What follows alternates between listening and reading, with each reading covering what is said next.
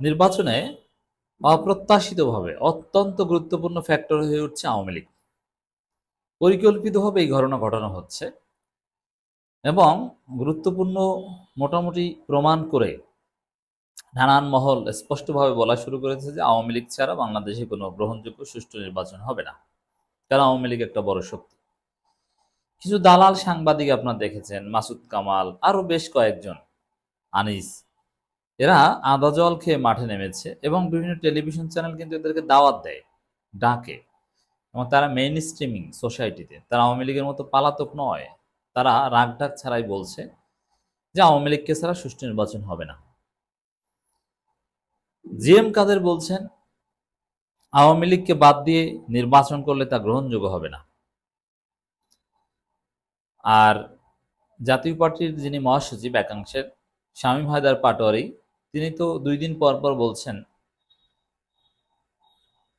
অংশগ্রহণমূলক নির্বাচন না হলে দেশে গৃহযুদ্ধ হবে। যারা একটা গৃহ মিছিল করতে পারে না 5 জন নিয়ে, তারা করবে গৃহযুদ্ধ। এখন এই কথাগুলো কেন বলা হচ্ছে দেখেন, জি এম কাদের বলছে, মাসুদ কামালরা বলছে, তার আগে তো এটার গ্রাউন্ড রেডি করা হয়েছে। সেটা নিয়ে আমরা কেন কথা বলি না? গাছের গোড়ায় হাত দিতে হবে, আগায় হাত দিলে তো কিছু না, গোড়ায় হাত দিলে আগায় এমনিতেই পড়ে যাবে। আচ্ছা, 7 আগস্ট, 8 আগস্ট 24 সালে অথবা সেপ্টেম্বরে আপনারা দেখেছেন কখনো এই মাসুদ কামালরা বা কেউ আওয়ামী লীগের পক্ষে বলতে? এমনকি বিএনপির ফজু পাগলারা আওয়ামী লীগের পক্ষে, শেখ মুজিবের পক্ষে বলতে সাহস পেয়েছে? আগস্ট সেপ্টেম্বরে পায়নি।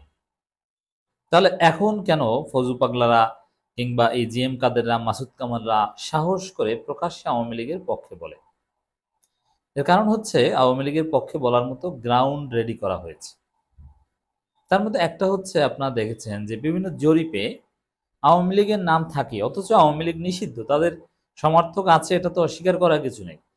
তাদের ভোটার আছে, সমর্থক আছে বলেই তো তারা ওইটাকে পুঁজি করে ফেসিস্ট হয়ে উঠেছিল।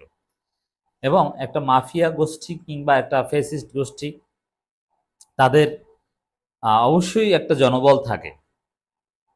হিটলার ফ্যাসিস্ট ছিল, মুসোলিনি ফ্যাসিস্ট ছিল, কিন্তু তাদের কি সমর্থক ছিল না? ছিল।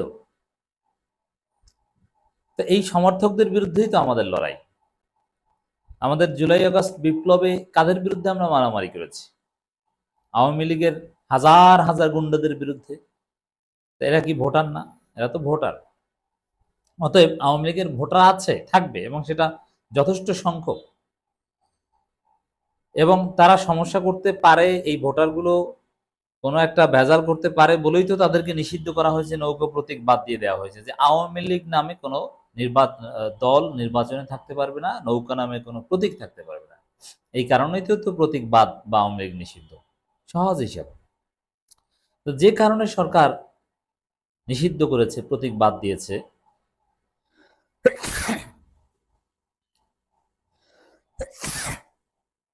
ওই কারণ আমলে না নিয়ে যদি বিভিন্ন জরিপে আপনি আওয়ামী লীগকে জুড়ে দেন, এর অর্থ কি দাঁড়ায়? যে আপনি আসলে আওয়ামী লীগ নিষিদ্ধ চান না, বা আওয়ামী লীগ নিষিদ্ধের কোনো হাকিকত আপনার কাছে নাই। আওয়ামী লীগ নিষিদ্ধের হাকিকতের সাথে আপনি একমত হলে কোনো জরিপে আপনি আওয়ামী লীগের নাম দিতেন না। বরং এখন গবেষণা হবে এটা, যারা একসময় নৌকায় ভোট দিত, আওয়ামী লীগ ছিল, তারা এখন কত পার্সেন্ট কোন দলে ভোট দিবে। সাপোজ ধরে নিলাম যে এখনো 10% আওয়ামী লীগ আছে। এই 10%-এর বিএনপি কত পার্সেন্ট পাবে, জামাত কত পার্সেন্ট পাবে, এনসিপি কত পার্সেন্ট নিতে পারবে। গবেষণার বিষয়বস্তু হবে এটা না, তা না, আওয়ামী লীগ কত পার্সেন্ট ভোট পাবে সেটা।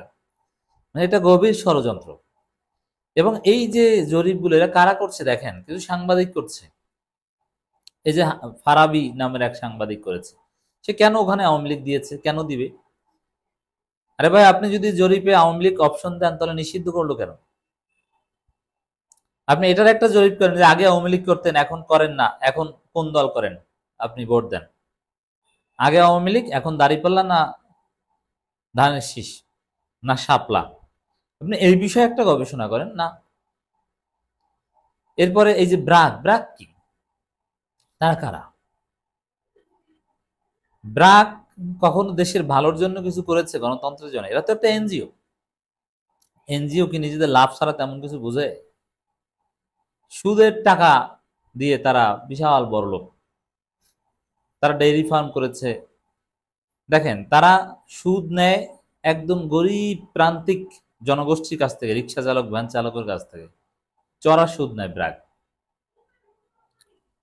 তারপরে ওই সুদের টাকা দিয়ে যে বিশ্ববিদ্যালয় করেছে, ব্র্যাক বিশ্ববিদ্যালয়, সেখানে কিন্তু এই গরিব প্রান্তিক জনগোষ্ঠীর ছেলেমেয়েরা পড়তে পারে না। ব্র্যাক বিশ্ববিদ্যালয় কিন্তু বাংলাদেশের প্রথম সারির প্রাইভেট বিশ্ববিদ্যালয়, এবং সেখানে বড় লোকের ছেলেমেয়েরা পড়ে।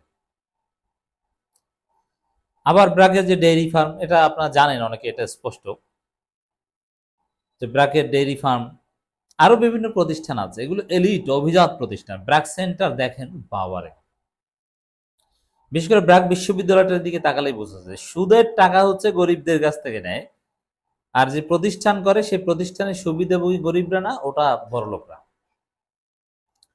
এই ব্র্যাক, তারা এত ভালো হয়ে যাবে যে জরিপ করে প্রমাণ করবে যে বিএনপি জামাতের জনপ্রিয়তা কাছাকাছি, এত সোজা না। এটা বিভ্রান্তিমূলক।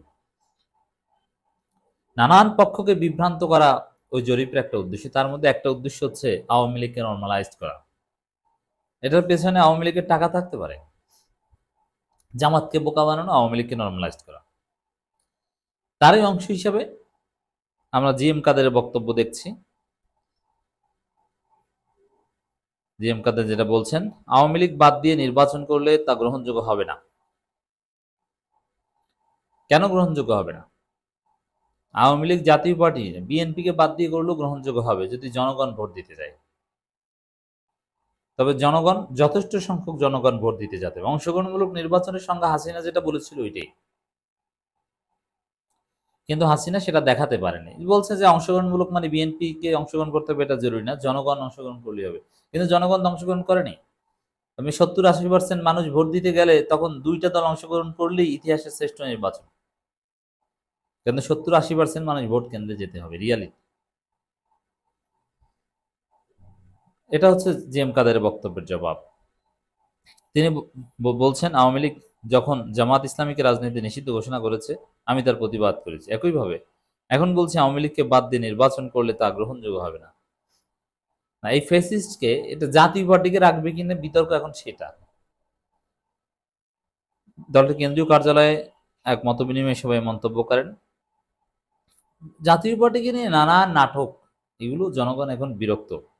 এই যে হেডলাইন হওয়া, এই চেয়ারম্যানের কার্যক্রমে নিষেধাজ্ঞা, আবার নিষেধাজ্ঞা উঠে যাওয়া, কিছুদিন জিএম কাদের ঘুমিয়ে থাকেন, আবার কিছুদিন পর তিনি কথাবার্তা বলতে পারেন। এই যে নাটক, এটারও অধ্যায় মনে হয় শেষ হয়ে আসছে। সামনে এমন একটা সময় আসবে যে জাতীয় পার্টি নিয়ে পেপার পত্রিকায় পড়া, এই যে আমরা কথাবার্তা বলি, এগুলোর প্রয়োজন হবে না। জাতীয় পার্টি একদম হারিয়ে যাওয়ার সময় এসেছে।